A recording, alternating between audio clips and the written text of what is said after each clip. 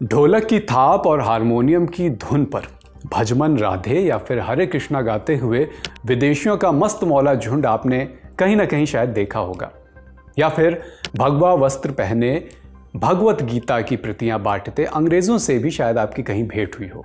कहीं ना कहीं जरूर आप इनसे टकराए होंगे या आपने इन्हें देखा होगा। इनका जुड़ाव है इस्कॉन से। दिल्ली, नोएडा, मुंबई जैसे देश के तमाम शहरों में इस संस्था के मंदिर हैं। विदेशों में भी इस्कॉन के मंदिर हैं। इसके फॉलोवर्स भी दुनिया भर में हैं। आखिर इस्कॉन बना कैसे? इसके संस्थापक कौन थे? कैसे वृंदावन से भी पहले विदेश में स्थापित हुआ इसका पहला मंदिर? क्या है इस्कॉन का अमेरिका के हिप्पियों से नाता? कैसे एक पॉप आर्टिस्ट ने हरे कृष्णा गाकर इस्कॉन को फिरंगियों में बहुत ज़्यादा फेमस बनाया?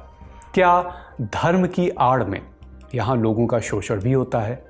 और कैसे एक गैराज से शुरू हुई नॉन प्रॉफिट ऑर्गेनाइजेशन कल्ट में तब्दील हुई? नमस्ते, मैं अभिषेक। तारीख में आज कहानी इस्कॉन और इसके संस्थापक अभय चरणारविंद भक्तिवेदांत स्वामी प्रभुपाद की।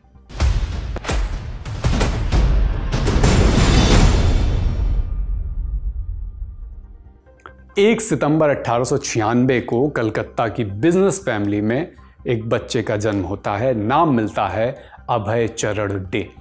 1920 में जब देश असहयोग की लड़ाई में शामिल हो रहा था, तब गांधी और असहयोग के विचार से अभय भी तमाम दूसरे युवाओं की तरह बेहद प्रभावित थे। नतीजा ये हुआ कि कॉलेज डिग्री लेने से मना कर दिया। इसी दौर में वृंदावन से कलकत्ता तक एक गौड़ीय वैष्णव संत भक्ति सिद्धांत सरस्वती आया करते थे। गौड़ीय वैष्णव यानी चैतन्य महाप्रभु की भक्ति धारा के अनुयायी। उन्होंने कृष्ण के लिए अपनी जिंदगी समर्पित कर रखी थी। 1922 में एक रोज सरस्वती कलकत्ता आए हुए थे। एक दोस्त के साथ अभय भी उनके दर्शन को चले गए। जब मुलाकात की, परिचय हुआ, तो अंग्रेजी पढ़े लिखे अभय में सरस्वती को कुछ अलग दिखाई दिया। लिहाजा उन्होंने अभय को कृष्ण भक्ति पश्चिमी दुनिया में फैलाने का आदेश दिया। अभय के लिए बड़ा मौका था, लेकिन उन्हें अभी बहुत कुछ सीखना बाकी था। सरस्वती से मुलाकात के करीब 10 साल बाद 1933 में अभय ने भक्ति सिद्धांत से गुरु दीक्षा ली, गौड़ीय मठ से जुड़ गए, वृंदावन का रुख किया इसके बाद, और गुरु के कहे मुताबिक कृष्ण के विचारों को अंग्रेजी में अनुवाद करने की तैयारी की। 1944 में उन्होंने कलकत्ता से बैक टू गॉड हेड नाम की पत्रिका छापनी शुरू की, जिसे लिखने से बांटने तक का सारा काम अकेले अभय ही किया करते थे। जब देश आज़ाद हुआ 47 में, तो अभय ने गांधी, नेहरू जैसे नेताओं को अपने लेख भेजने शुरू किए। 1959 का साल आया। अभय चंद्र डे ने वृंदावन में रहते हुए संन्यास ले लिया और भक्ति वेदांत स्वामी प्रभुपाद का नाम धारण किया। इसके बाद प्रभुपाद ने श्रीमद् भगवद गीता का अंग्रेजी में Bhagavad Gita as it is नाम से अनुवाद किया। इसकी कुछ प्रतियां भी तैयार की, दिल्ली और आसपास के इलाकों में बांटना शुरू किया। जो पैसे बनते उससे कुछ ऐसे ही और अनुवाद होते। 1965 में उनकी मुलाकात तत्कालीन प्रधानमंत्री लाल बहादुर शास्त्री से हुई। शास्त्री ने उनके काम को सराहा, हौसला बढ़ा। भारत में गौड़ीय वैष्णव पंथ के अनुयायी जरूर थे, लेकिन प्रभुपाद की चिंता गुरु के कहे पर थी। उन्हें कृष्ण के विचारों को अंग्रेजी में सुलभ बनाकर पूरी दुनिया में फैलाना था। इसके लिए उन्हें अमेरिका सही जगह जान पड़ रही थी, लेकिन प्रभुपाद की माली हालत इसके लायक थी नहीं। इसलिए वो सिंधिया स्टीमशिप नेविगेशन कंपनी की कर्ता धर्ता सुमति मोरारजी से मिले। मुलाकात सफल रही। कंपनी ने अपने खर्चे पर प्रभुपाद को अमेरिका भेजने का फैसला किया। कलकत्ता से प्रभुपाद जलदूत नाम के जहाज से निकले। अगस्त 1965 में महीने भर से ज़्यादा की यात्रा करके अमेरिकी शहर बॉस्टन पहुँचे। पेंसिल्वेनिया में अपने स्पॉन्सर से मिले, कुछ जगह लेक्चर भी दिए, फिर पहुँचे न्यूयॉर्क। उस वक्त जेब में सिर्फ 40 रुपये यानी तब के $9 थे। भगवद गीता की 200 अनुवादित प्रतियां एक झोले में, कुछ किताबें थीं। न रहने का ठिकाना था, न खाने का कोई इंतजाम। 60 के दशक में अमेरिका आंदोलनों के दौर में था। इन्हीं में से एक आंदोलन था हिप्पी मूवमेंट, जिसने युवाओं को अच्छे से अपने साथ बांध कर रख रखा था। इसका मूल ये था कि इसने अमेरिकी रहन सहन को नकार तो दिया था, लेकिन अभी तक पूरी तरह अपनी वैकल्पिक व्यवस्था कोई सामने रख नहीं पाया था, बना नहीं पाया था। इन्हीं के बीच प्रभुपाद ने अपनी किताबें और बातें इनके बीच रखनी शुरू की, उपदेश देने भी शुरू कर दिए। वो इनमें भक्ति और सेवा, हरे कृष्ण मंत्र का जाप, शाकाहार और नशे से दूर रहने पर जोर देते। करीब साल भर के बाद 13 जुलाई 1966 को प्रभुपाद ने न्यूयॉर्क सिटी में international society for Krishna consciousness यानी इस्कॉन को एक नॉन प्रॉफिट ऑर्गेनाइजेशन के तौर पर रजिस्टर करवाया और यहीं से शुरू हुआ इस्कॉन का सफ़र। 26 सेकेंड एवेन्यू पर एक गैराज जैसे स्टोर फ्रंट को मंदिर के रूप में ढाला गया। प्रभुपाद ने हिप्पी मूवमेंट से जुड़े लोगों को अपना अनुयायी बनाया। शुरू में इस्कॉन के नियम कुछ इस तरह थे: मांसाहार नहीं करना है, अवैध यौन संबंध नहीं बनाने हैं, नशा नहीं करना है, जुए जैसी चीज़ों से दूर रहना है, हरे कृष्ण मंत्र का रोज़ जाप करना है। खैर, फिर साल आया 1967 का। न्यूयॉर्क के बाद प्रभुपाद ने सैन फ्रांसिस्को को टारगेट किया। मंत्र और रॉक डांस के अनूठे कॉम्बिनेशन को यहाँ ट्राई किया गया।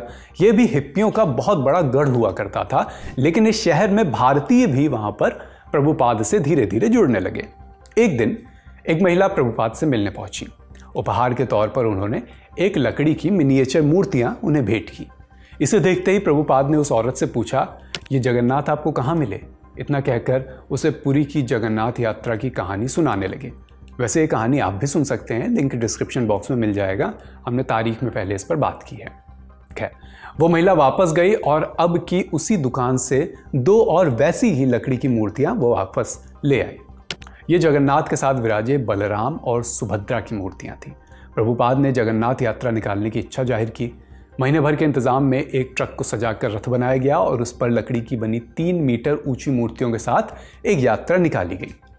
हिंदुओं और हिप्पी कम्युनिटी के सहयोग से ये यात्रा संभव हो सकी। इसने उस समय हजारों लोगों का वहां पर ध्यान अपनी तरफ खींचा। इसके अपने ऐतिहासिक मायने भी थे। 1967 में निकाली गई यह यात्रा भारत के बाहर पहली रथ यात्रा उत्सव साबित हुई।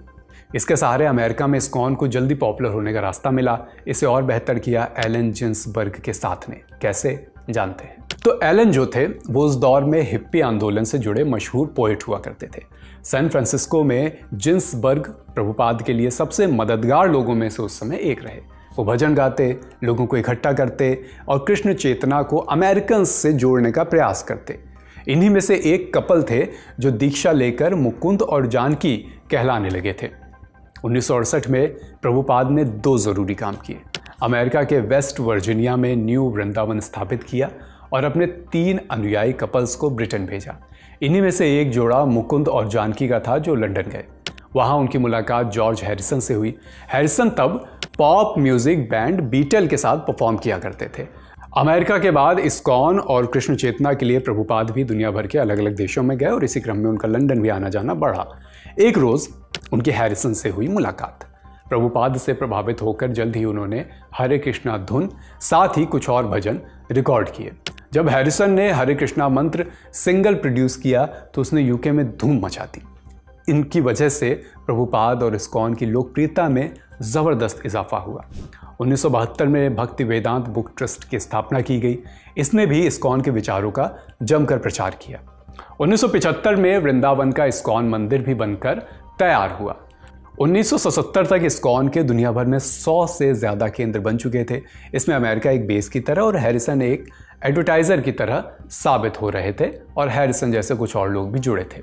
इसी बीच 14 नवंबर 1977 को वृंदावन में प्रभुपाद का निधन हो गया। फिर वो दौर आया जब एक तरफ इस्कॉन पॉपुलर हो रहा था और दूसरी तरफ उससे विरोध का सामना भी करना पड़ रहा था।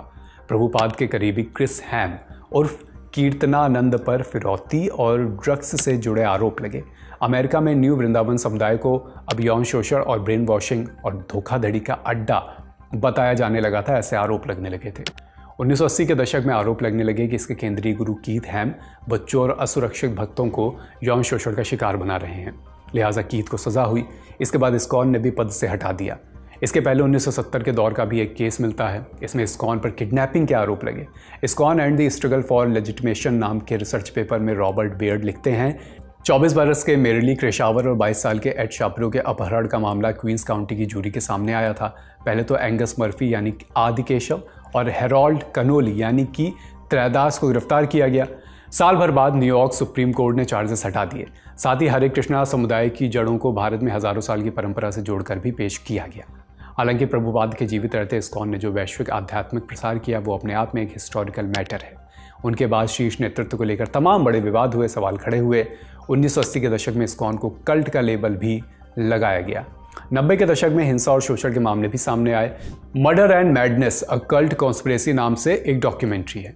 ये 70s और 80s में हरे कृष्णा मूवमेंट के विवादित दौर को सामने रखने का काम करती है और तमाम बातों को एक्सपोज करने का दावा भी।